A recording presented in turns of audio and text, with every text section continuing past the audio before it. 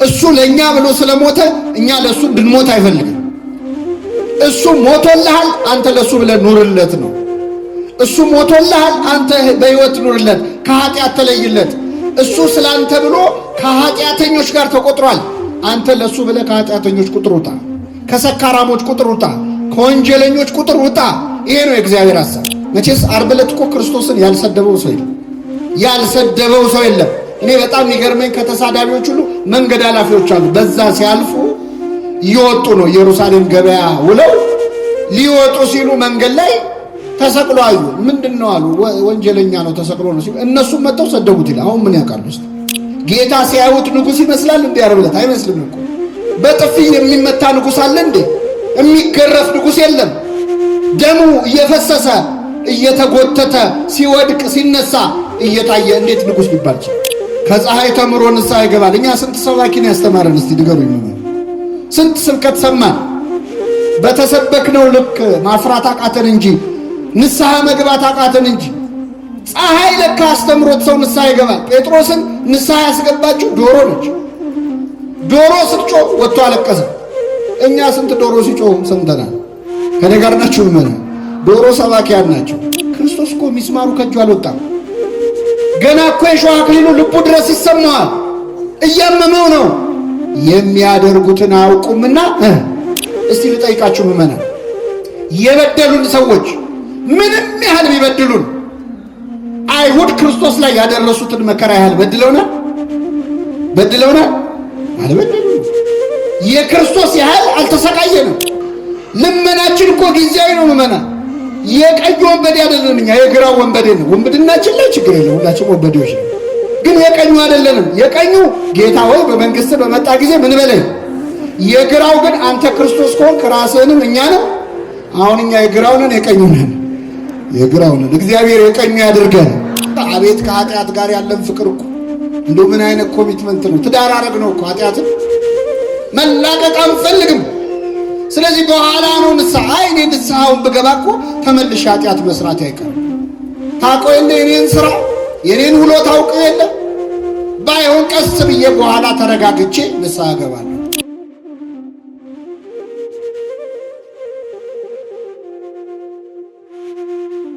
3 ሰዓት ሲሆን አምላካችን በይሁዳ ጠቋሚነት ተላልፎ በአይሁድ እጅ ተያዘ። ከምሽቱ 3 ሰዓት አንስቶ እንግዲህ በአይሁድ ሕግ ወንጀለኛ ማታ አይያዝም። እንኳን በአይሁድም በእኛም ሕግ ትክክል ሕጉ ከተጠበቀ በማታ ወንጀለኛ አይያዝም። ክርስቶስ ግን በማታ ተያዘ፣ በማታ ፍርድ ቤት ቀረበ። ከዚያ በኋላ በአይሁድ ሸንጎ በሊቀ ካህናቱ መካከል ቆሞ ግፍ ተፈጸመበት። ሕግ ያልጠበቀ ፍርድ ተፈረደበት። ከዚያ በኋላ የሆነውን ልነግራችሁ አልችልም። ከምሽቱ 3 ሰዓት ከተደረገው የአይሁድ የተንጋደደ ፍርድ በኋላ አምላካችን ኢየሱስ ክርስቶስ ተራ በተራ እየመጡ በፊቱ ላይ ይተፉበት ነበር ይላል። ክርስቶስ ለአንድ ጊዜ እንኳን ፊቱን ዞር አላደረገም። ርኩስ ምራቃቸውን በፊቱ ላይ ሲተፉበት ተራ በተራ እየመጡ በጥፊ ሲመቱት ታግሶ ምሽቱን አሳለፈ። እማይነጋ ሌሊት ነው ያደረው ክርስቶስ እስከ ጠዋት ድረስ።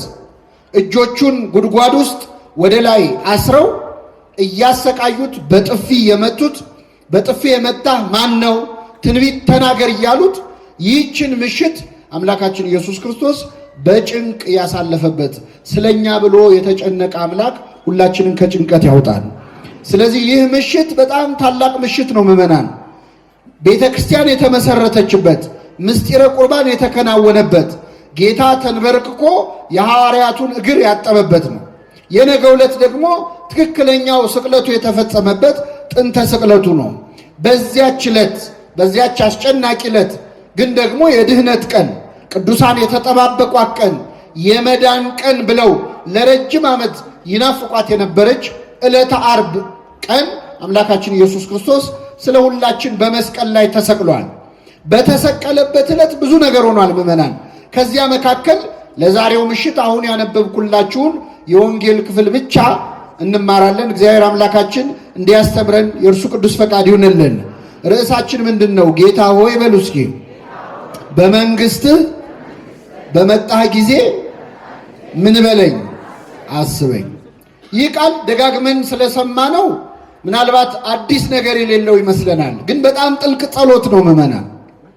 ጌታችን መድኃኒታችን ኢየሱስ ክርስቶስ ዓርብ ዕለት በተሰቀለ ጊዜ የተሰቀለው ከሁለት ወንበዴዎች መካከል ነው። በግራውና በቀኙ ዕድሜያቸውን ሙሉ የሰው ንብረት ሲቀሙ፣ የሰው ደም ሲያፈሱ፣ ድሃ ሲበድሉ፣ ፍርድ ሲያጓድሉ ከኖሩ ወንጀለኞች መካከል አምላካችን ተሰቀለ። ክርስቶስ ከወንበዴዎች መሃል መሰቀሉ ለሁለት ምክንያት ነው። አንደኛው ስለ እርሱ አስቀድሞ የተነገረውን ትንቢት ለመፈጸም ነው። በትንቢተ ኢሳይያስ ምዕራፍ 53 ላይ ነቢየ እግዚአብሔር ኢሳይያስ የሰማነውን ነገር ማን አምኗል? የእግዚአብሔር ክንድ ለማን ተገልጧል? ብሎ ስለ ክርስቶስ መከራ የተናገረበት ክፍል አለ። በዚያ ክፍል ላይ በእርሱ ቁስል እኛ ምን አልን? ተፈወስን። እንደ በግ ለመታረድ ተነዳ፣ በሸላቾቹ ፊት ዝም እንደሚል በግ እንዲሁ አፉን አልተከፈተም ይላል። ይህንን አረፍተ ነገር ሲጨርስ ግን ምዕራፉን ሲጨርስ ከአመፀኞች ጋር ተቆጠረ ይላል። ከምኖች ጋር? ከአመፀኞች ጋር። ክርስቶስ እኛን ከጻድቃን ጋር እኛን ከቅዱሳን ጋር ሊደምረን እሱ ከጻድቃን ጋር ሳይሆን ከኃጢአተኞች ጋር ተቆጠረ። ስለዚህ ከአመፀኞች ጋር ተቆጠረ የሚለው ቃል ይፈጸም ዘንድ ክርስቶስ በሁለት አመፀኞች መካከል ተሰቀለ። በግራውና በቀኙ የቀኙና የግራውን በዴ ፈያታዊ ዘየማንና ፈያታዊ ዘጸጋም የምንላቸው ጥጦስና ዳክርስ የሚባሉ ሁለት ወንጀለኞች መካከል መድኃኒታችን ኢየሱስ ክርስቶስ ተሰቀለ።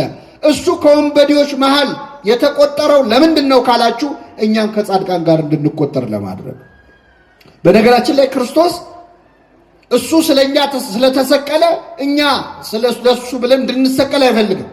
እሱ ለኛ ብሎ ስለሞተ እኛ ለሱ እንድንሞት አይፈልግም። እሱ ሞቶልሃል፣ አንተ ለሱ ብለህ ኑርለት ነው። እሱ ሞቶልሃል፣ አንተ በሕይወት ኑርለት፣ ከኃጢአት ተለይለት። እሱ ስላንተ ብሎ ከኃጢአተኞች ጋር ተቆጥሯል። አንተ ለሱ ብለህ ከኃጢአተኞች ቁጥር ውጣ፣ ከሰካራሞች ቁጥር ውጣ፣ ከወንጀለኞች ቁጥር ውጣ። ይሄ ነው የእግዚአብሔር ሐሳብ። እና ከሁለት ወንበዴዎች መሃል መሰቀሉ የመጀመሪያው ትንቢቱን ለመፈጸም ነው። ሁለተኛው ምዕመናን ለወደፊቱ የሚፈጸመውንም ነገር እያሳየን ነው። ልብ አድርጉ። ከጌታ ግራና ቀኝ ሁለት ወንበዴዎች ተሰቀሉ። የግራው ወንበዴ ጌታውን ተሳደበ፣ የቀኝ ወንበዴ ግን በመንግስት ምን በለኝ አለ። ከሁለቱ የቀኝ ወንበዴ ወደ ገነት ገባ። በዕለተ ምጽአት ክርስቶስ ሊፈርድ ሲመጣ ምን እንደሚከናወን እዛው መስቀል ላይ ያሳየን።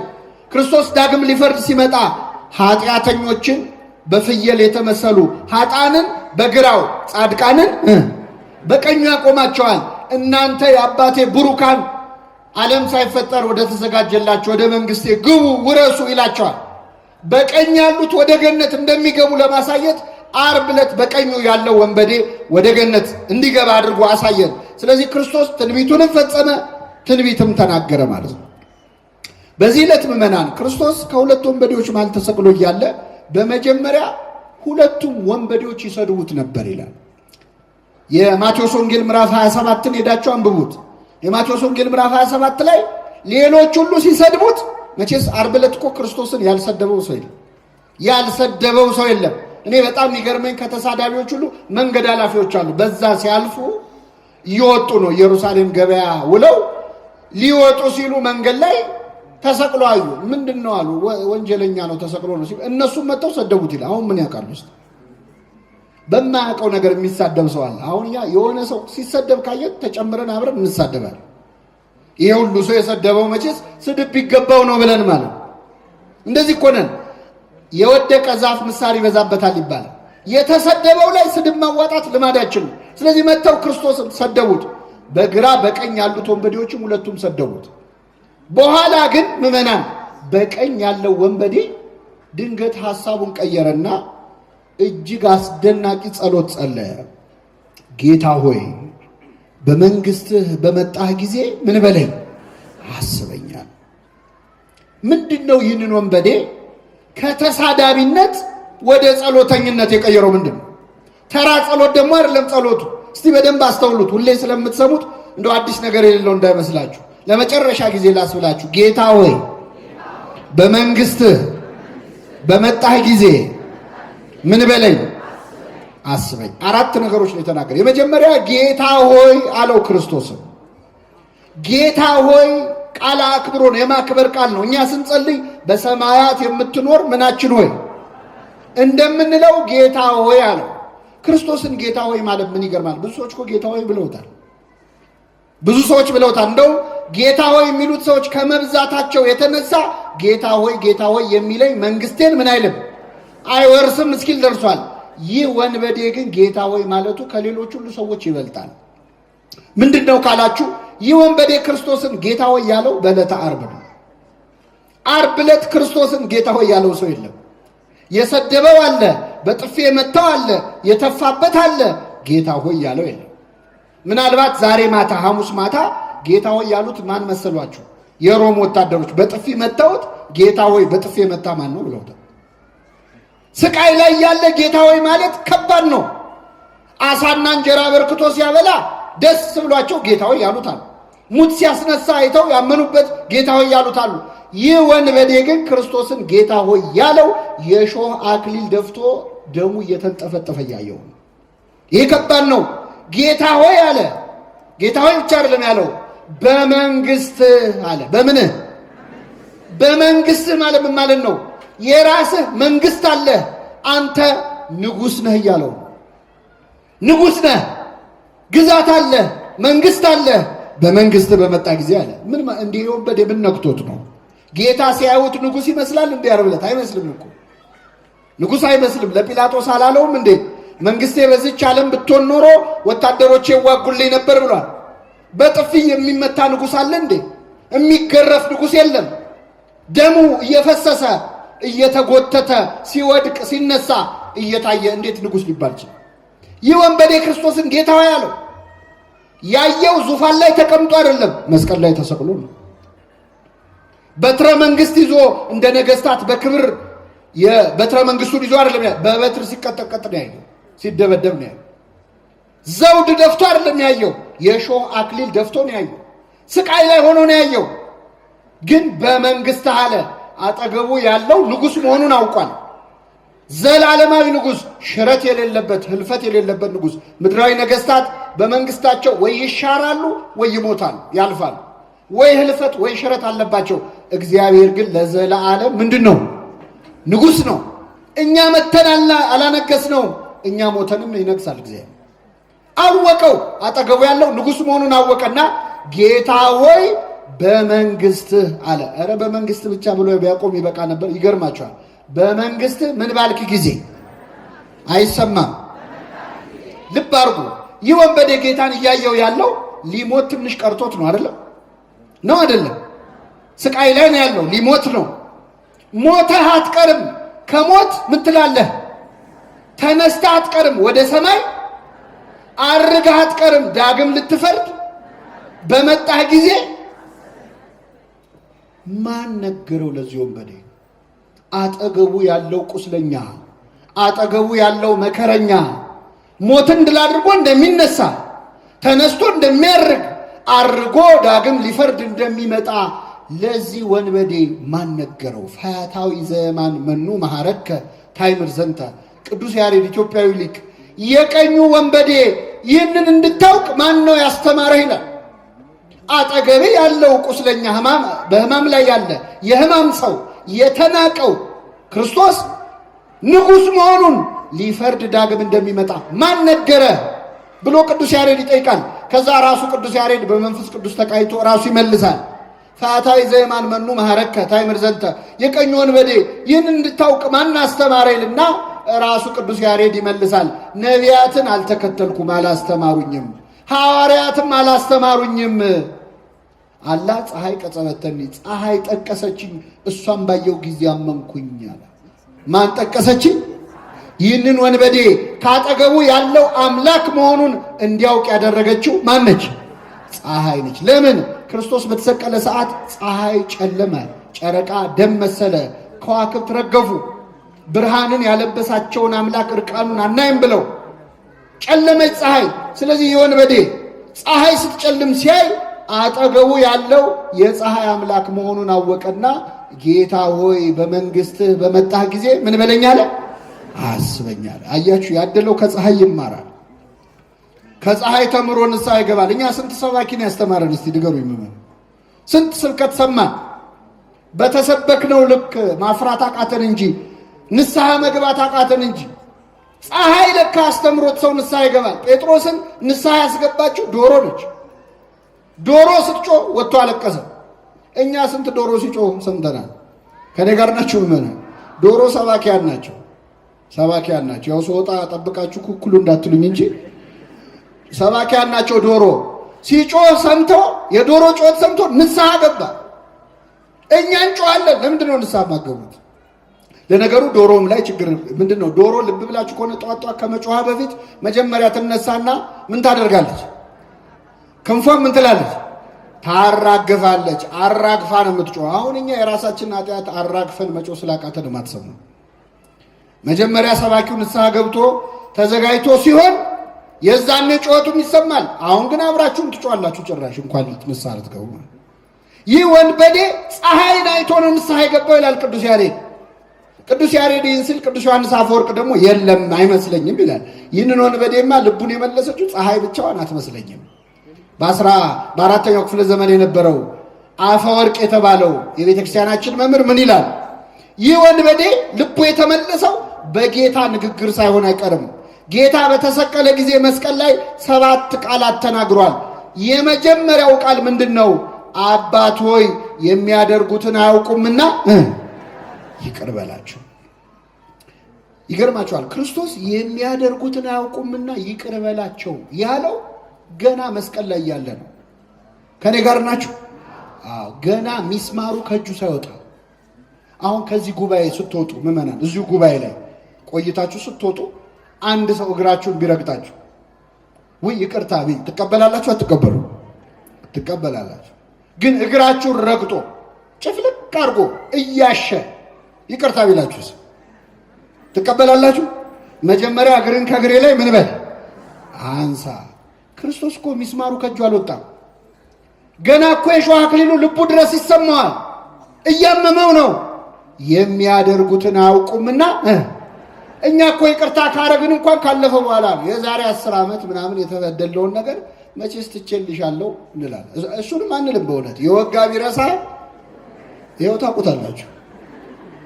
ሲቆይ የረሳው ልጅ መሰለሽ እንዴ ነው የምንለው። ተወቅቶ የረሳው ማን ብቻ ነው? ክርስቶስ ገና ሚስማሩ ከእጁ ሳይወጣ የሚያደርጉትን አያውቁ። አሁን እዚህ መካከል ይህን ትምህርት የምትሰሙ ሰዎች ሰው ይቅርታ ማድረግ እንዳለበት ታምናላችሁ፣ እናምናለን። ግን የሆነ ይቅርታ ያላረግንለት ሰው የለም ወይ? የሆነች ይቅርታ ብሞት አላረግላትም የምትሏት ሴት የለችም ወይ? ሁላችንም ሕይወት ውስጥ ይቅርታ እንስማማለን። ግን እገሌ ከሆነ በሱ አትምጡብኝ እንላለን። እሷን ይቅር ብል ሞቼ እገኛለሁ እንላለን። እሱን ነው ይቅር በል ያለ ክርስቶስ። እሱን ነው። ተመልከቱ፣ ክርስቶስ እዛው ነው ይቅርታ ያደረገው። የሚያደርጉትን አያውቁምና ይቅር በላቸው ሲል እዛው እያመመው ነው። አለፈ ብሎ አይደለም። ይቅርታ ያማል ወይ? አዎ ያማል። ይቅርታ ይከብዳል። ግን ይቅርታ አድርጉ። የይቅርታን ሕመም ከክርስቶስ በላይ የሚያውቀው ነው። በይቅርታ አይደል እንደ የተሰቃየው? ይቅርታ አይደል እንደ ያቆሰለው? ይቅር ብሎን አይደል እንደ ሞተው? የይቅርታን ኃይሉን መስቀል ላይ ያየ ነው። የሚያደርጉትን አያውቁምና ምን በላቸው ይቅር በል። አሁን ይቅርታ አድርጉ የምትባሉት ሰዎች አንዳንድ ሰው ይቅር በል በፍጹም ይላል። እስቲ ልጠይቃችሁ ምዕመናን፣ የበደሉን ሰዎች ምንም ያህል ቢበድሉን አይሁድ ክርስቶስ ላይ ያደረሱትን መከራ ያህል በድለውናል? አልበደሉንም። የክርስቶስ ያህል አልተሰቃየንም። አይ መቼስ አንዳንድ ሰው ክርክር ይወድ የለ። ኧረ የእሱ ይሻላል ይላል አንዳንድ ሰው። ኧረ የእሱ ይሻላል፣ የእኔ ይብሳል። እሺ ይባስ፣ ግድ የለም። ከክርስቶስ በላይ ሰዎች በድለው ይሆናል።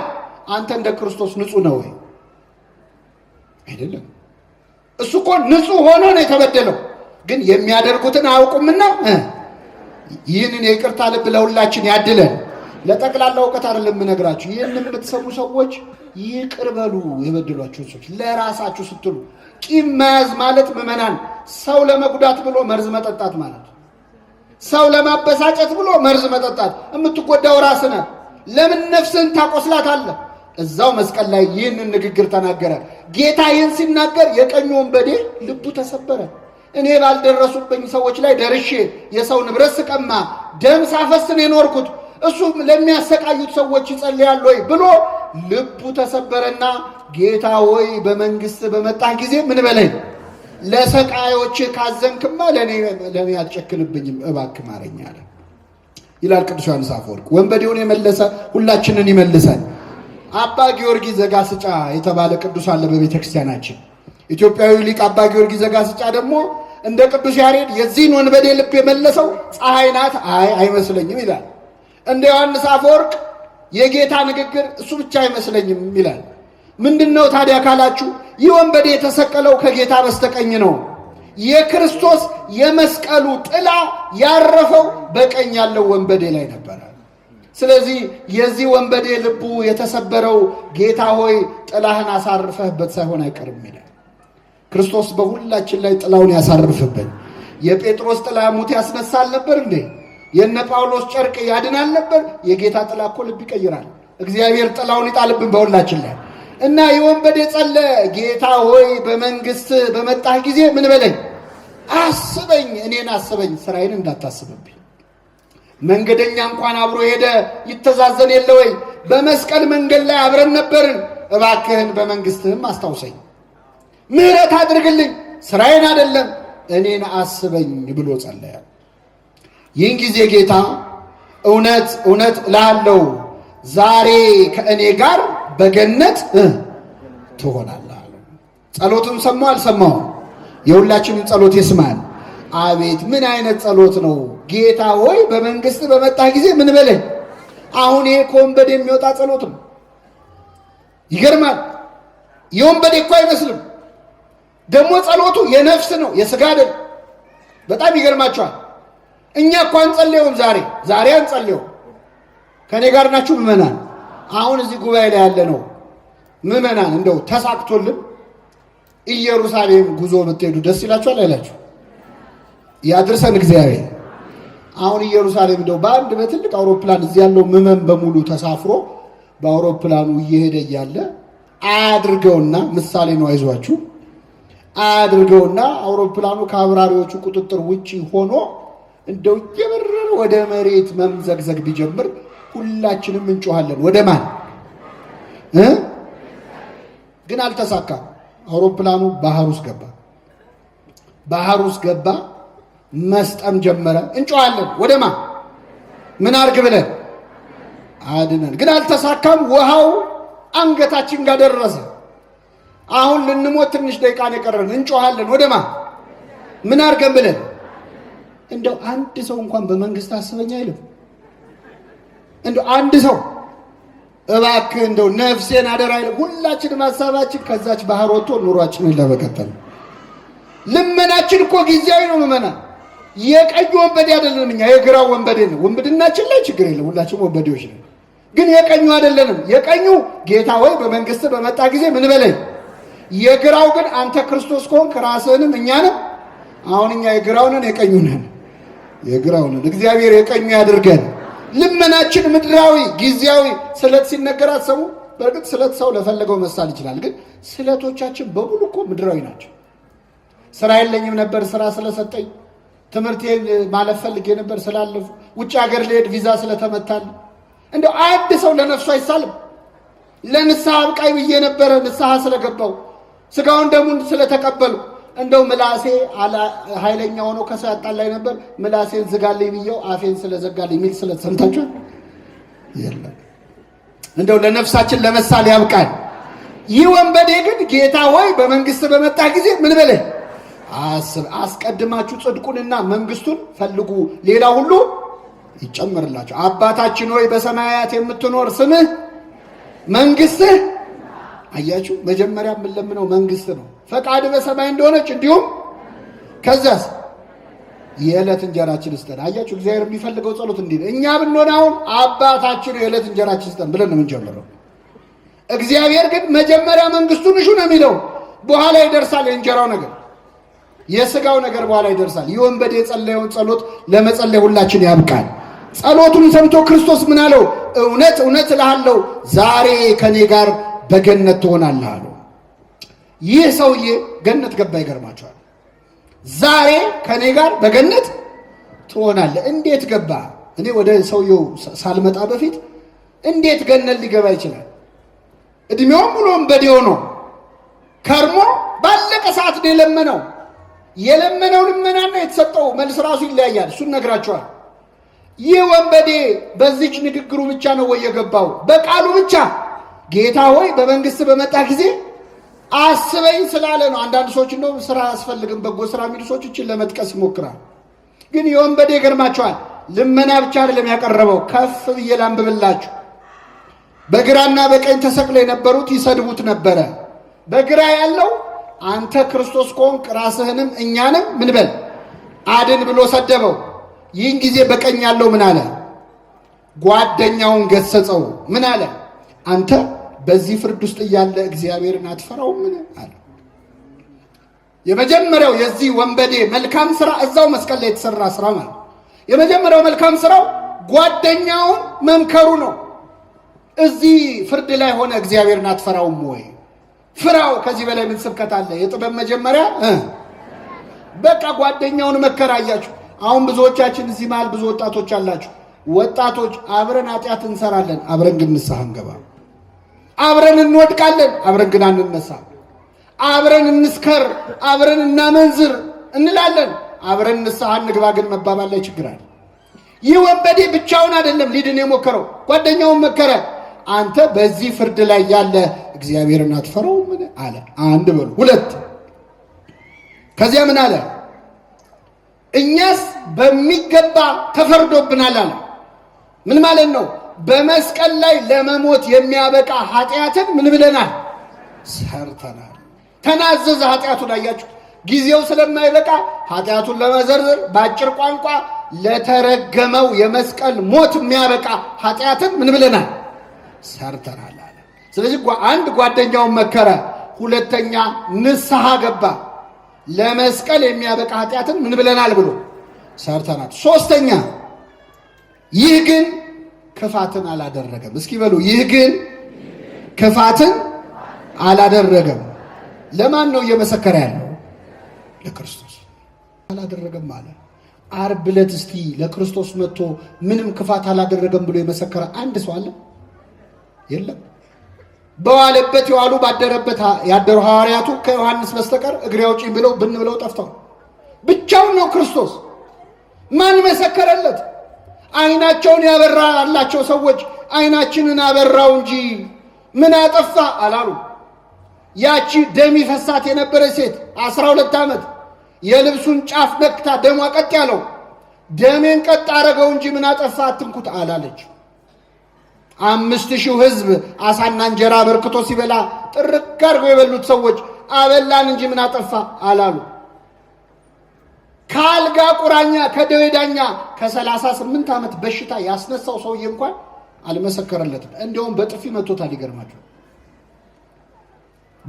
በዛሬው ምሽት ጌታ በሊቀ ካህናቱ ሸንጎ ውስጥ እየተመረመረ እያለ ሊቀ ካህናቱ ሲጠይቀው ክርስቶስ መለሰ። ሲመልስ እዛ ከቆሙ ሰዎች አንዱ መጣና ክርስቶስን እንዴት ለሊቀ ካህናቱ ትመልሳለህ ብሎ በጥፊ መታው ይላል። ሲመታው ክርስቶስ ምን አለ? ለምን ትመታኛለህ? እስኪ በሉ ለምን? ክርስቶስ ያ ሁሉ ጅራፍ ሲወርድበት ለምን ትመቱኛላችሁ ብሏል? ሲቸነከር ለምን ትቸነክሩኛላችሁ ብሏል? አላለ። ይህ ሰውዬ ግን ሲመታው ምን አለ? ክፉ ተናግሬ ከሆነ ስለ ክፉ መስክርብኝ፣ መልካም ተናግሬ ከሆነ ግን ለምን ትመታኛለህ? ለምንድን ነው የዚህ ሰውዬ ጥፊ ክርስቶስ ከሌላው ብት በላይ ተሰምቶት ያናገረው? ለምንድን ነው ካላችሁ ክርስቶስ መጥቶ በጥፊ የመታው ሰውዬ ማን እንደሆነ ስለሚያውቅ 38 ዓመት ከተኛበት አልጋ ያስነሳው ያበሽተኛ ነበር። ስለዚህ ጌታ ያመመው ጥፊው አይደለም፣ ባዳነው ሰው መመታቱ ነው። ባዳነው ሰው እጅ መመታቱ አመመው። ክፉ ተናግሬ ከሆነ መስክርብኝ፣ መልካም ተናግሬ ከሆነ ለምን ትመታኛለህ? አልጋህን ተሸክመ ሂድ ከማለት ውጪ ምን ክፉ ቃል ተናግሬያለሁ? ክፉ ተናግሬ ከሆነ መስክርብኝ። አልጋህን ተሸክመ ሂድ ብዬ በመልካም ቃል አድኜ ከሆነ ግን ለምን ትመታኛለህ? ያዳነንን በኃጢአታችን ከመምታት ይጠብቀን እግዚአብሔር። እያንዳንዳችን የምንሰራው ኃጢአት ያዳነንን መምታት ነው ምእመናን። እያንዳንዱ ኃጢአት በክርስቶስ እሾህ አክሊል ላይ አንድ ሌላ እሾህ መጨመር ነው።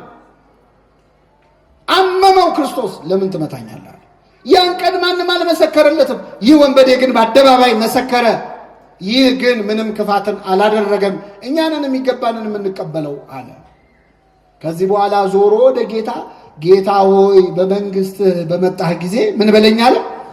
አስበኛል። ሁለት ነገር ነግሬያችሁ አበቃለሁ። ይህ ጸሎት በጣም ትልቅ ጸሎት ነው። ጌታ ሆይ በመንግስትህ በመጣህ ጊዜ ምን በለኝ። ቤተ ክርስቲያናችን ይህን ጸሎት ቅዳሴ ላይ ከታው ተዘከረን እግዚኦ በውስተ መንግሥትከ፣ አቤቱ በመንግስትህ በመጣህ ጊዜ ምን በለን። አይገርም? ቅዳሴ ላይ ላለነው ወንበዴዎች ብላ እኮ ነው። ቅዳሴ ላይ ላለነው ወንበዴዎች ብላ ይህንን ጸሎት አመጣችሁ። ይህንን ወንበዴ ያሰበ አምላክ ሁላችንን ያስበን። በመንግስት በመጣ ጊዜ አስበኝ ሲል ክርስቶስ ምን መለሰለት? እውነት እውነት እልሃለሁ ዛሬ ከእኔ ጋር በገነት ትሆናለህ። መቼ? ጥያቄውና መልሱ ይለያያል። ወንበዴ ያለው ምንድን ነው? ጌታ ሆይ ሙታንን አስነስተ ሁሉ ለፍርድ ሲቆም ልትፈርድ ስትመጣ ያኔ እኔን አስበኝ ያለው። ክርስቶስ ምን መለሰለት? እሺ ዳግም ልፈርድ ስመጣ አስባለሁ አላለው። ያለው ምንድን ነው? ዛሬ ከኔ ጋር በገነት ትሆናለህ። መቼ? እስክመጣም አትጠብቅም። አቤት የእግዚአብሔር ምሕረቱ! አንዱን ወንበዴ ዛሬ ምርሃለሁ አለው። አቤት ይህንን ወንበዴ ዛሬ ምርሃለሁ አለው የሚለው ታሪክ የተጻፈው ታምረ ማርያም ላይ ቢሆን ኖሮ ሰዎች ተረት ነው ይሉን ነበር። እንዴት አንድ ወንበዴ ሊገባ ይችላል ገነት ይሉን ነበር። ይህንን ታሪክ ወንጌል ላይ ያጻፈ አምላክ ስሙ የተመሰገነ። ገድል ላይ ቢሆን ኖሮ እናንተ ነው የፈጠራችሁት ይሉን ነበር። የእግዚአብሔር ምሕረት ከአእምሮ በላይ ነው ምእመና። በጣም ይደንቃል። እንዴት አንድ ወንበዴ ገነት ይገባል? እንደውም ቅዱስ ያዕቆብ ዘስሩግ በደረሰው ድርሳኑ ላይ ይህ ወንበዴ ወደ ገነት ሲገባ ቆሞ ይጠብቅ የነበረው ሱራፊ መልአክ አለ። በጣም ይገርማል። ጠየቀው ይላል፣ አንተ ማነህ? ከቅዱሳን አንዱ ነው? አብርሃም ነው ወይ? ያ እንግዳ የሚያስተናግደው አብርሃም አንተ ነህ አለ። ኧረ አይደለሁም፣ እኔ እንኳን እንግዳ ላስተናግድ የሰው ቤት ስዘርፍ ነው የኖርኩት አለ። እሺ ዳዊት ነህ? ኧረ አይደለሁም። ጻድቃንም ቅዱሳንም ሁሉ ጠራ፣ ከነሱ ውስጥ አንዱም አይደለሁም አለ። ታዲያ እንዴት መጣህ ወደዚህ? የእሳቱን ባህር እንዴት ተሻግረ መጣህ አለው። የክርስቶስን የደሙን ማህተም አሳየው። ይህን ከያዝክማ ማትገባበት የለውም ብሎ በሩን ከፈተለት፣ ወደ ገነት ገባ ይላል። እግዚአብሔር የተመሰገነ ይሁን። የክርስቶስን ደም ይዘን የማናልፈው በር አለ። ለዚህ ነው ቁረቡ የምትባሉት። ለዚህ ነው ስጋው ደሙ ተቀበሉ የምንባለው። ገባ፣ ወንበዴውን ማረው። እንዴት ሊሆን ይችላል? እኛም ቸገረን። እግዚአብሔር የፈለገውን ማድረግ ይችላል አይችልም? አንዳንድ ሰዎች በእግዚአብሔር ምሕረት ከሌ እንዲት ምሕረት አገኝ በላይ ሰብ በጥርኝ ውሃ ዳነ ሲባል ደማቸው የሚፈላ ሰዎች አሉ። እንዴት በጥርኝ ውሃ ይላል? እና ውሃው በበርሜል መሆን አለበት? እግዚአብሔር በትንሹ ማዳን ይችላል አይችልም? በጥቂት ማዳን ይችላል አይችልም? በጥቂትም ወይም በብዙም ማዳን ለእግዚአብሔር አይቸግረውም ይላል። እሱ ለማረው ምን አገባችሁ መባል አለባችሁ። ወንጌል ላይ እኮ ክርስቶስ ምን ብሏል መሰላችሁ? አንድ ሰውዬ በጠዋት ተነስቶ የእርሻ ቦታው ላይ የሚሰሩ ሰራተኞች ሊቀጥር ወጣ ይላል። ወጥቶ ከጠዋት የጀመረ 3 ሰዓት ላይ 6 ሰዓት ላይ 9 ሰዓት ላይ 11 ሰዓት ላይ ሰራተኛ ቀጠረ። 11 ሰዓት ላይ ቀጠረ። ከዛ 12 ሰዓት ሲሆን ስራው ቆመ። 11 ሰዓት የተቀጠረው ሰውዬ ስንት ሰዓት ነው የሰራው? አቤት 1 ሰዓት። ለሱ 1 ዲናር ሰጠው። ስንት ሰዓት ስለሰራ? ለ1 ሰዓት ሰራተኛው 1 ዲናር ሲሰጠው 12 ሰዓት የሰሩት ሰዎች ከኋላ ቆመው ያባዛሉ። ለሱ 1 ከደረሰው ለኔ ስንት ነው የሚደርሰው? 12። እሱ ግን ለሁሉም 1 ዲናር ሰጣቸው። አጉረመረሙ ይላል። እኛ ከጠዋት ጀምሮ መተን ለፍተን ደክመን አሁን የመጡ ሰዎች እንዴት 1 ዲናር ከኛ እኩል ይሰጣቸዋል? ያም ሰውዬ መለሰ። የወይን አትክልት ስፍራ ባለቤቱ መለሰ፣ በገንዘቤ የወደድኩትን አደርግ ዘንድ መብት የለኝም ወይ? ወይስ ዓይናችሁ ምቀኛ ሆነች አላቸው ይላል። ይህ የወይን አትክልት ሰራተኛ ባለቤት እግዚአብሔር ነው። ከጠዋት ጀምሮ የተቀጠርነው እኛ ነን። እዚህ መሃል ከሕፃንነቱ ጀምሮ ከእግዚአብሔር ቤት ያልተለየ ጠዋት የተቀጠረ ሰራተኛ አለ፣ ከቤተ ክርስቲያን የማይለይ። አሁን ባለቀ ሰዓት የመጣ ሰው አለ፣ እንደ ግራው ወንበዴ እንደ ቀኝ ወንበዴ ባለቀ ሰዓት የመጣ አለ። ሁሉም የሚወርሱት ግን ስንት መንግስት ነው? አንድ መንግስት ነው። እንዴት እኩል ይሰጠናል አይባል።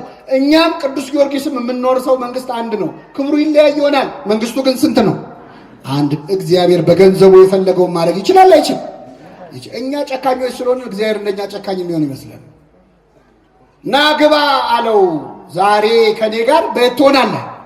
በገነት ትሆናለህ። ሁለት ነገር ነግሬያችሁ ላብቃ ምዕመናን። ይህ ሰውዬ ጌታ ሆይ ብሎ ጌትነቱን፣ በመንግስትህ ብሎ መንግስቱን፣ በመጣህ ጊዜ ብሎ ምጽአቱን፣ አስበኝ ብሎ ምህረቱን መሰከረ። ይህ አልበቃውም። ጓደኛውን መከረ፣ እባክህ ንስሐ እንግባ ብሎ። ይህም አልበቃውም።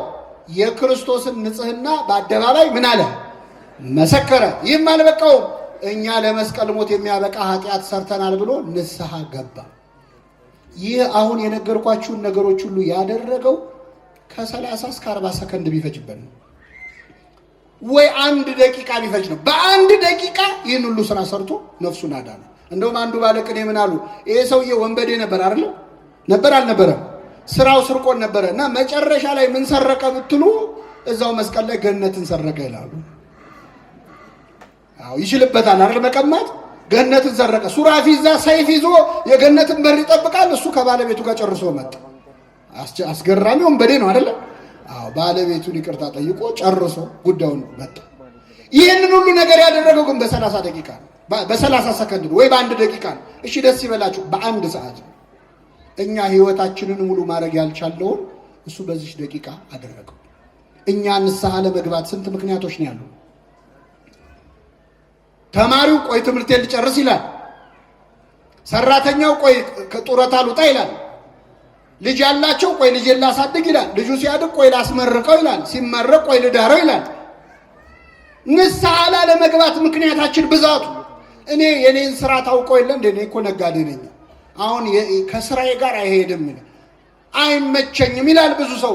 ምንም ባይመቼ እንደዚህ ወንበዴ ከመስቀል ጋር አልተቸነከርክም። ተቸንክሮ ነፍሱን አዳነ። ምናልባት የዛሬዋ ምሽት የመጨረሻ ምሽታችን ብትሆን ምን እናውቃለን? መቼ እንደምንሞት የሚያውቅ ሰው አለ እዚህ ማለት? የእናንተ ቅድስና አላውቅም፣ እኔ ግን አላውቅም። መቼ እንደምንሞት አናውቅም። 1000 ዓመት አይኖር እንላለን። 100 ዓመት እንኳን እንኖርም። አገርም ጉራችን ደግሞ 1000 ዓመት አይኖር ይላል ሰው። 100 ዓመት አትኖርም እኮ። 100ንም ከኖርክ በስቃይ ነው የምትኖር። እና የወንበዴ ጌታ ሆይ በመንግስት በመጣህ ጊዜ ምን በለኝ። ይህንን ሁሉ በጎ ስራ የሰራው በጣም በሚገርም ሁኔታ በ30 ደቂቃ ውስጥ። ላለመመለስ የምንደረድረውን ምክንያት እግዚአብሔር ያርቅልን። ንስሐ ግቡ ሲባል እኔ ብዙ ሰው እንደውም ሊሞት ሲል ነው ንስሐ መግባት እቅዱ። በምን አወቅ ካላችሁ ብዙ ሰው ሲጸልይ ይላል ለንስሐ ሞት አብቃኝ ይላል። ለምን ሞት? መቼ ነው ንስሐ ሊገባ ያሰበው? ሊሞት ሲል። እዚህ ምድር ላይ እኮ ፈቃ አቤት ከኃጢአት ጋር ያለን ፍቅር እኮ እንደው ምን አይነት ኮሚትመንት ነው! ትዳር አረግ ነው እኮ ኃጢአትን መላቀቅ አንፈልግም። ስለዚህ በኋላ ነው ንስሐ። አይ እኔ ንስሐውን ብገባ እኮ ተመልሼ ኃጢአት መስራት አይቀርም። ታውቀው የለ የኔን ስራ የኔን ውሎ ታውቀው የለ። ባይሆን ቀስ ብዬ በኋላ ተረጋግቼ ንስሐ ገባለሁ ይላል። መልሼ ኃጢአት ከምሰራ ነው። ይሄ ምክንያት አይደለም። ይሄ ምክንያት አይደለም። ምዕመናን ገላችንን እንታጠባለን በቀን በቀን። እሺ እንደው ቢርቅ በሳምንት በወር እሺ በአመት ቢሆን ግድ የለም እንታጠባለን።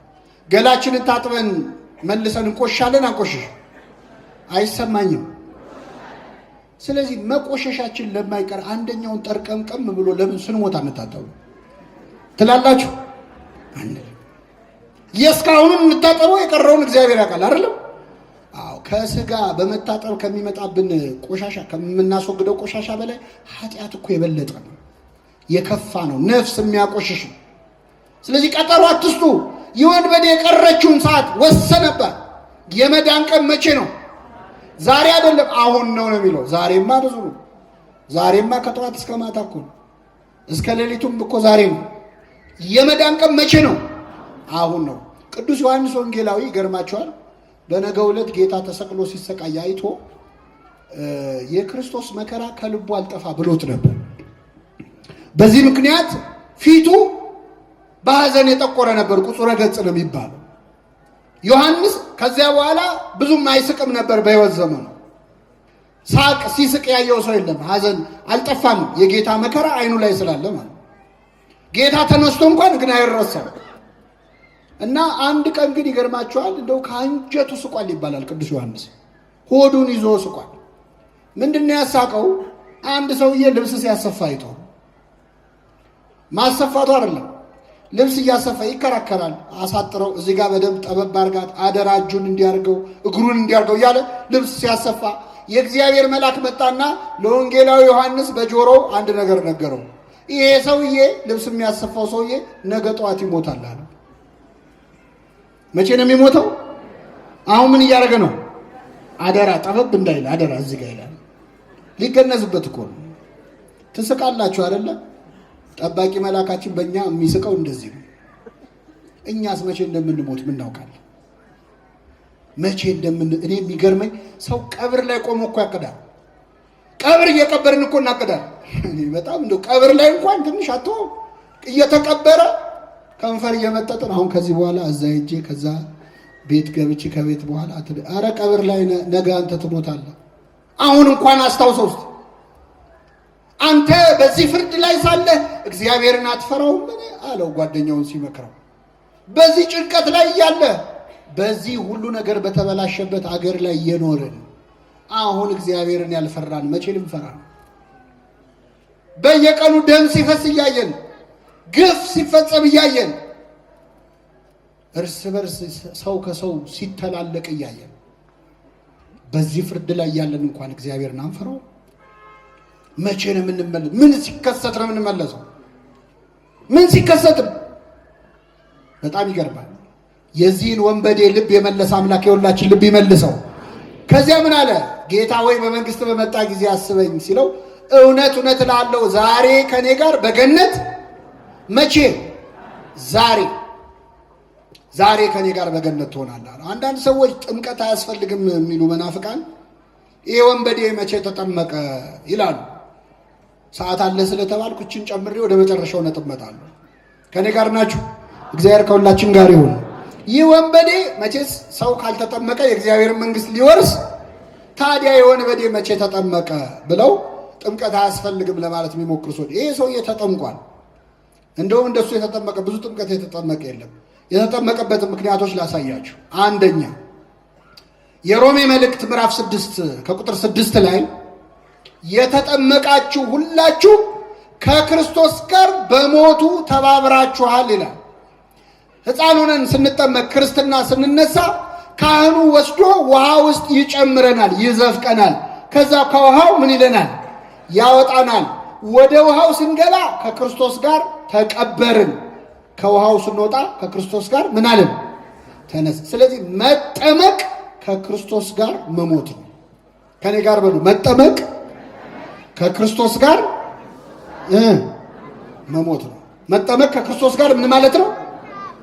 መጠመቅ ከክርስቶስ ጋር መሞት ከሆነ ከክርስቶስ ጋር መሞትስ ምንድን ነው? ጎበዝ ልድገመው። 1 ሲደመር 2 ስንት ነው? እንደ ቀጨኔ የሂሳብ ችግር አለ እንዴ? 1 ሲደመር 2 ስንት ነው? 2 ሲደመር 1ስ? በጣም ጥሩ። መጠመቅ ከክርስቶስ ጋር ምን ማለት ነው? ከክርስቶስ ጋር መሞትስ? አቤት። ይህ ወንበዴ ተጠምቋል ወይ ካላችሁ መልሱ ከክርስቶስ ጋር ሞቷል አልሞተም? ስለዚህ ከክርስቶስ ጋር መሞት ራሱ ምን ማለት ነው?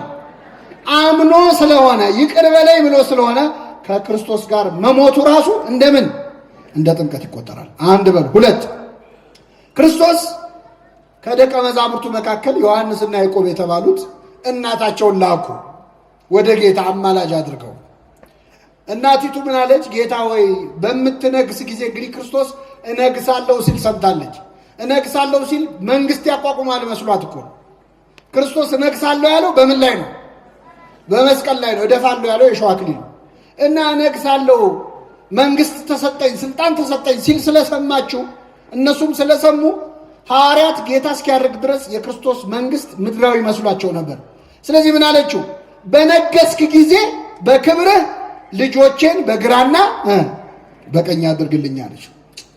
ክርስቶስ ምን አለ? የምትለምኑትን አታውቁም አለ። ይቺ ሴት መጣ ልጆቼን በግራና በቀኝ በነገስክ ጊዜ አቁምልኝ ማለት በሌላ ቋንቋ አብረውህ ምን ይበሉ ማለት ነው? ይሰቀሉ ማለት ነው። የምትለምኑትን አታውቁም። በእውነት እግዚአብሔር የለመነውን ሁሉ ስላልሰማን ስሙ የተመሰገነ። አሁን የለመነውን ሁሉ ቢሰማን እንደው በእውነት ችግር እኮ ነበር። ወጣቶች አሁን እስቲ ስንት ልመና ነው ትለምኑት መጣችሁ? የብዙ ወጣቶች ልመና ምንድን ነው? አትዋሹ፣ እኔ ልንገራችሁ። የወጣቶች ልመና ትዳር ነው አይደል? አዎ ዛሬ እችኛዋን ስጠኝ ብለህ ትለምናለህ። ነገ ትመጣና እግዚአብሔር ወይ እችኛዋን ተዋት፣ ሳስበው ተዋት ይቅርብኝ ደግሞ ያችን። አሁን የለመንከውን ሁሉ ቢሰጥ ህይወት አይበጠበጥም። ሰው እኮ ማመልጭ ከቻኳን እኮ ስርዝ ድልዝ ሲበዛው ጥሩ አይደለም አይደል? የኛ ጸሎት እኮ ብዙ ስርዝ ድልዝ አለው። የለመነውን ያህል ስላልሰማን ስሙ የተመሰገነ ይሁን። አቤት አሁን የለመነውን ሁሉ ቢሰጠን እኮ መጥፎ ነበር ማለት። እዚህ መሀል ወላጆች አላችሁ፣ ልጃችሁ ቤት ውስጥ እንደው አይጥ አስቸግሯችሁ የገዛችሁትን መርዝ ይዛችሁ ስትገቡ ይሄን መርዝ በዳቦ አድርጌ ካልበላው ቢል ትሰጡታላችሁ ወይ? ልጄ ለምን ጓጉቶ ይቀራል ይብላ እንጂ ትላላችሁ? ቢያለቅስስ እንዴ እያለቀሰ እኮ ነው ብላችሁ ትሰጣላችሁ? አባት ከሆንክ አትሰጠውም፣ ትገርፈዋለህ ዝም በል ብለህ እንጂ አይሰጠውም። እግዚአብሔር አባት ነው። ስንት መርዝ ለምነ ነው እምቢ ብሎናል መሰላችሁ? ስንት ክፉ ነገር ነፍሳችንን የሚጎዳ ልመና ለምነነዋል። አባት ስለሆነ ግን እምቢ ይላል፣ አይሆንም ይላል። የእግዚአብሔር እምቢታ ከሌሎች ከሰዎች እሽታ ይሻላል። ቆይ ምን ላንተ ብሎ ነው? ምን ይጎልበታል? ሁሉን ቢሰጥ ለሱ ላንተው ብሎ ነው ወይ? ነገሩ ላንተ አይሆንም፣ አለዚያ አንተ ለነገሩ አትሆንም። እያዘጋጀህ ነው፣ ጊዜው አይደለም። እና የምትለምኑትን አታውቁም። እና ይህን ልመና ከለመኑ በኋላ ጌታ ምን አለመሰላችሁ? ከኔ ጋር ናችሁ?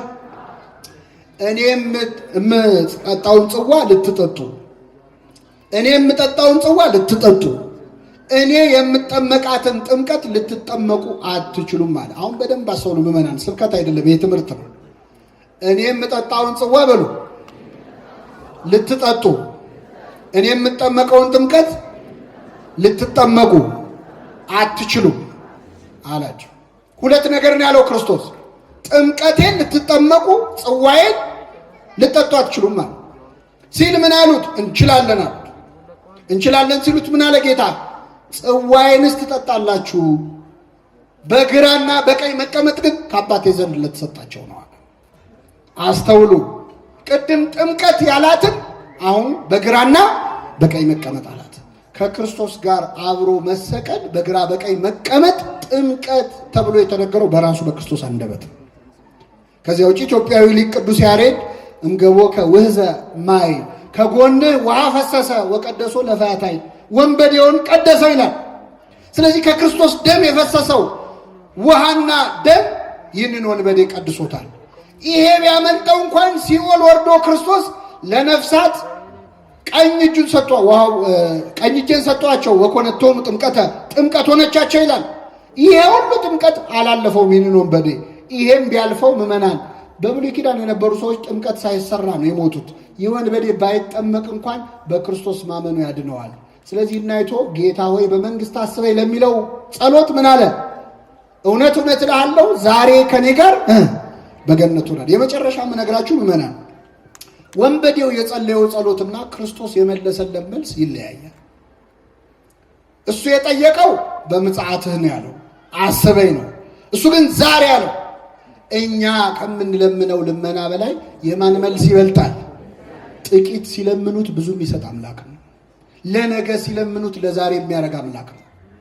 እግዚአብሔር ከለማኞቹ ዕውቀት በላይ ስለሆነ እንዲያውም ሳንለምነው ነው የሚሰጠን። አብዛኛውን ጸሎት እኮ እኛ ሊስት አድርገን ይሄን አድርግልኝ ብለን ነው አይደለም እግዚአብሔር የሚሰጠን። እሱ ስለሚያውቅ ሳንለምነው የሚያስፈልገንን አውቆ ያደርግልናል። ጸሎታችንን አርሞ የሚሰማ አምላክ ነው። አሁን እኛ የምንጸልየው ጸሎት ውስጥ ብዙ ችግር አለበት። እግዚአብሔር ግን የእኛን እውቀት ማነስ አይቶ ይሰማናል። በዚህ በጣና ገዳማት የተከሰተ አንድ ነገር ልንገራችሁ። አንድ ሰውዬ መናኝ ሆኖ ባህታዊ ሆኖ ከጣና ገዳማት በአንዱ ዋሻ ውስጥ ቆሞ ለረጅም ዓመታት ጸሎት እያደረገ በምናኔ ይኖራል። ከኔ ጋር ናችሁ? ብዙ ዓመት ሆኖታልና እዛ ቆሞ እየጸለየ ያለ አንድ አባት በጀልባ ተሳፍረው ወደዚያች ደሴት ይደርሳሉ። ሲደርሱ ቆይ መንገዴን ከመቀጠሌ በፊት እዚች ደሴት ላይ ትንሽ አረፍ ልበል ብለው ጀልባውን ያቆሙና ወደ ደሴቱ ገብተው ዞር ዞር ማለት ይጀምራሉ። ከዛ ድምፅ ይሰማሉ። ድምፁን ተከትለው ሲሄዱ ዋሻ ውስጥ አንድ በጣም የሚያስፈራ ሰውዬ ቆሞ ጸለየ። ጸጉሩ ሁሉ አድጓል፣ ብዙ ዓመት ሆኖታል። ያስፈራ ጠጋብን ሰው ሁሉ አይመስልም። ግርማው በጣም ያስፈራል። ይጸለያል። እኛ አባት ትልቅ አባት ናቸው። ሲሰሙት ግን የሰሙትን ነገር ማመን አቃታቸው። ይሄ ሰውዬ የሚጸልየው እጁ ዘርግቶ ምን እያለ እንደሆነ ታውቃላችሁ? ጌታዬ ሆይ አትማረኝ እያለ ነው። ምን አትበለኝ እንዴ? እኛ የምንለፈው ምን በለን ብለን ነው። አትማረኝ ብሎ ጸሎት እንዴት ያለ ነው ብለው ደነገጡና እጃቸውን ጸፍተው፣ አባቶች የሚጠራሩት እንደዛ ነው። እጃቸውን መተው ቀሰቀሱት። ከዛ ጸሎቱን አቋርጦ ሲያያቸው ደንግጦ መጥቶ እግራቸው ስር ወደቀ። ምን እየሰራ ነው አሉት። አይ እኔ እዚህ ብዙ ዓመት እየጸለይኩ እግዚአብሔርን እየለመንኩ ነው ያለሁት። ከየት ሀገር ነው የመጣው? ከዚህ ሀገር። መንፈሳዊ ትምህርት ተምራል? ምንም አልተማርኩ፣ እንዲሁ እግዚአብሔር ጠርቶኝ ነው አለ። ታዲያ ምንድነው የምትጸልየው ጸሎት? ጌታዬ ሆይ አትማረኝ። እንዲህ አይነት ጸሎት አለ ወይ? ከየት ነው ያመጣው ይሄን ጸሎት አሉት። አንድ መነኩሴ መጥተው አስተምረውኝ ነው አለ። አይ መነኩሴ ላይ ብሎ ያስተማረ ሰይጣን ነው እንጂ አትማረኝ የሚል ጸሎት የለም። ለምን አባታችሁ ነው ያትልም ማለት ነው። አላቀውም አለ። አታቀውም? አዎ። አባታችሁ ነው ያታቀም? አዎ። እንግዲያውስ እሺ ቁጭ በል ብለው የክርስቲያኖች ሁሉ ጸሎት ጌታ ያስተማረው ቁጭ አድርገው አስተማሩት። አባታችን ወይ በሰማያት የምትኖር ስምህ ይቀደስ፣ እንደምንም ብሎ ያዘው። በልችለዋል፣ ከዚህ በኋላ ሁለተኛ አትማረኝ እንዳትል ደህና ዋል ብለውት እኛ አባት በጀልባ ተሳፍረው ጉዟቸውን ቀጠሉ። ጉዟቸውን ቀጥለው ባህሩ መካከል ሲደርሱ የሰውዬ መጣና ጸሎት ጀመረ። አዲስ ጸሎት ተምሯል። ምን የሚል? አባታችን ሆይ በሰማያት የምትኖር ስምህ ይቀደስ፣ መንግሥትህ ትምጣ ብሎ ጠፋበት። ደገመው። አባታችን ሆይ በሰማያት የምትኖር ስምህ ይቀደስ፣ መንግሥትህ ትምጣ። የለም ቢለው ቢሰራው መንግሥትህ ትምጣ ብሎ ቀጥሎ ምንድነው ጠፋበት። አይ እኛ አባት ሳያመልጡን ሊድረስባቸው ብሎ ሮጦ ሄዶ ጀልባው ላይ ደረሰበትና አባቴ መንግሥትህ ትምጣ ብሎ ቀጥሎ ምንድነው አላቸው። ሮጦ ሄዶ ነው ያልኳቸው። እሳቸው እየሄዱ ያሉት በምንድን ነው? እሱ በባህሩ ላይ ነው የሮጠው። ሲያዩት ውሃው ላይ ቆሟል። በሌኔ ወንድም እንደ በፊት አትማረኝ ብለህ ቀጥል አሉት። እግዚአብሔር ጸሎቱን ሰምቶታል? አልሰማውም? እሱ አትማረኝ ብሎ በቅቷል። እሳቸው ማረኝ ብለው በጀልባ እየሄዱ ማለት ምን ማለት ነው? እግዚአብሔር የሰማው ያለውን ሳይሆን ለማለት የፈለገውን ነው። እግዚአብሔር ለማለት የፈለግነውን ይስማን። በንግግር ችሎታ እኮ አይደለም እግዚአብሔር ቢሰማው፣ በንግግር ጥበብ አይደለም። ይህንን ወንበዴ ጌታ ሆይ በመንግስት በመጣ ጊዜ አስበኝ ሲለው እውነት እልሃለሁ ዛሬ ከኔ ጋር በየት ትሆናለህ? በገነት ትሆናለህ አለው። ይህንን ወንበዴ የማረ አምላክ እኛን ወንበዴዎቹን ይማረን፣ የሰማነውን በልቡናችን ያሳድርብን።